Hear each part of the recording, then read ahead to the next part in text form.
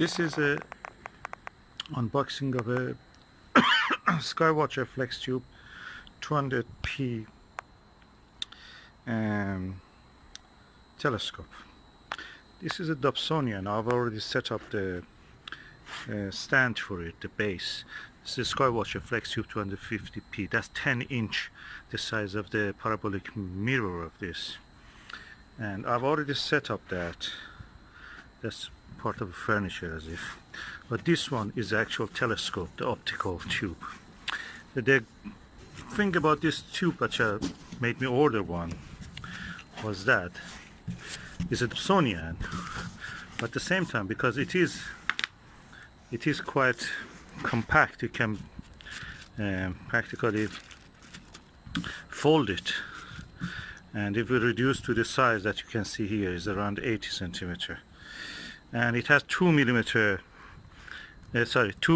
inches eyepiece adapter focuser, and that is a good point. So let me just take out the individual items and let's see what is inside. Okay, I can see a quite chunky piece. Let me just use both my hands and just extract this. Okay, now I have not set up the tube upright, and I'm going to remove the plastic from the top. Okay, I'm removing the plastic. It's quite delicate optical instrument, very precise. As you can see, it has a dust cap, like a shower cap, for the top part of it, and a separate cap for the optical part. I've heard people saying that when removing this stopper here, you can actually shut it tight, so it will not be this gap of 1 inch here, and you can use this dust cap on the top part. It will be completely isolated. Look around it. It has a swiveling axis here, handles for using it, carrying it, or guiding it. These are the screws that you can loosen up and extend the 4 individual bars to extend the tube. That is the massive eyepiece focuser, and you can see the size there. I'll go from the other side and show you. And you can see the massive eyepiece focuser from this angle, and this is a 10-inch telescope, 250 millimeter, and focus 1200. So the F number, or focal ratio of this, which means that how wide you can see the sky, the angular width of the sky to see through this, is quite good. It's less than 6, 5.7 or 8. Okay, I'm now going to put the optical assembly tube into the base, the stand, and as you can see, it has a handle for carrying, for 1.4 eyepieces space, also for 2-inch eyepieces here.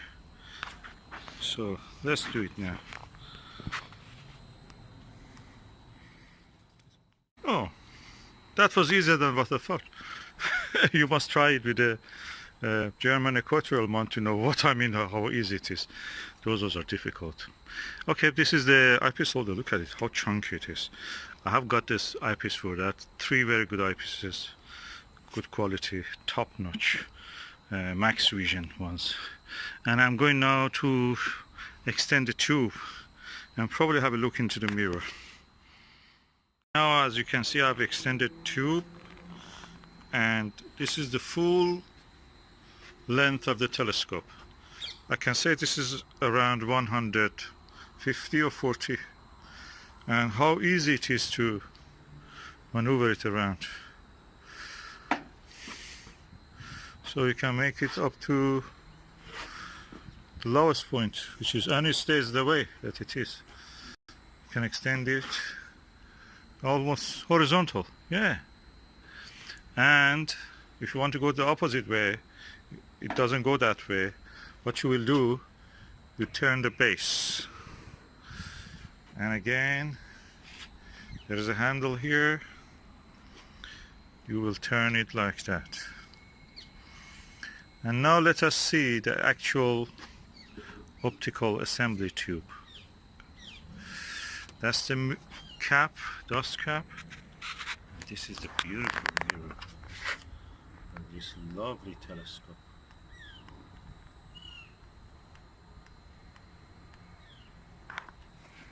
And this is inside the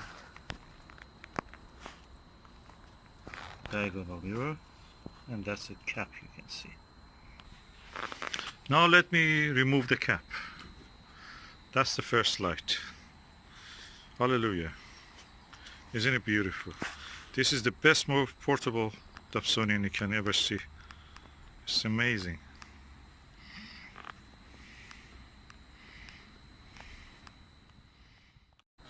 Of course, this is the telescope itself. Looks like a Keck telescope or like a Mount Palomar.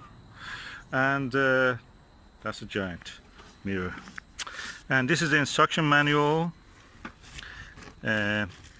astronomical telescope user guide, brochure introducing the different products from the manufacturer, 10mm eyepiece, 25mm eyepiece, which is a wide angle, so I'm going to use that. And this is what we were looking for. That's the eyepiece holder. What before that we can do, look at the viewfinder. As you can see, this is the viewfinder. On its own is a different, is a telescope on its own. I can say this is probably around 50mm and quite impressive size for eyepiece. I can use it as a telescope. Now I'm going to put the viewfinder here. It's very easy. It's a dovetail bracket. It slides here. So I'm going to do it now, and I'll show you the result. I cannot stop admiring the ease of installation in this telescope. Everything is so easy to work with. Telescopes, you know that. Even the smallest one with the German equatorial one are a pain to work with. This is such a giant telescope and it's so easy. Okay, I've installed the viewfinder, and I'm now removing the cap of it to show you the lens. This is the first view of the lens. Beautiful. And I'm now going to remove this lens cap on the end part of it. And let us see how it looks if I look through this viewfinder. It should be a wide angle view. I noticed that the telescope a little bit slides down, so probably I should adjust the tension and the spring or whatever I have to do here. I'm sure there is something for that. And anyway, that's something that I have to read the manual for that. At the moment I'm not going to interfere with this. I'm just putting the lens cap, removing the lens cap from this cap from the viewfinder, just to be able. Okay, I've now removed the main focus eyepiece holder focuser cap. I will put a adapter for that. I think this is adapter for 2" to 1.14" because the eyepiece that I've given is 1.14". I have the 2" ones on the post, so they will be coming hopefully either today or tomorrow. As I mentioned, I have now removed that length of the adapter. That increases the focal point, which can be good, but at the moment I don't want that, and I can put this with a shorter focal length here. As I mentioned, I have now removed that length of the adapter. That increases the focal point, which can be good, But at the moment I don't want that, and I can put this with a shorter focal length here. See, I've now installed the eyepiece, quite impressive size. Probably I have to remove this connection because that looks a little bit too high, and I'm sure that I can because there is a T adapter here which can go into this place. I will do it and I will make it shorter. You can see I've now done it, and I'm going to focus on some distant object. By the way, this is a focuser knob. On its own is very good. I've seen that they have on the higher model of this, they have a fine focuser, fine travel focuser there that actually you can adjust it for very refined focusing. We will see, probably just a change of the wheel or something I can do with that. I have to see it, maybe it's interchangeable, you don't need the whole thing. If they can have such a thing, I may go for that option also later. Before using this telescope, I use another Skywatcher refractor, that means with a lens, the long one, the traditional way of imagining a telescope. And I can say the image you see with this is superior, clear, crystal clear. You could see individual rocks in the far distant buildings, individual grains, specks of the dust, and the overall shape of a lichen on a tree, far away trees. That's amazing quality. I'm really happy I got this. And guess what?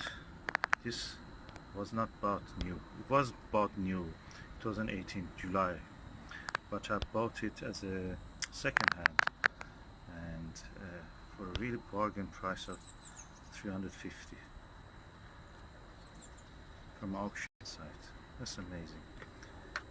This is a telescope that will have cost in the past probably 1,000, 2,000 pounds, and the new is actually that price, around 900 pounds.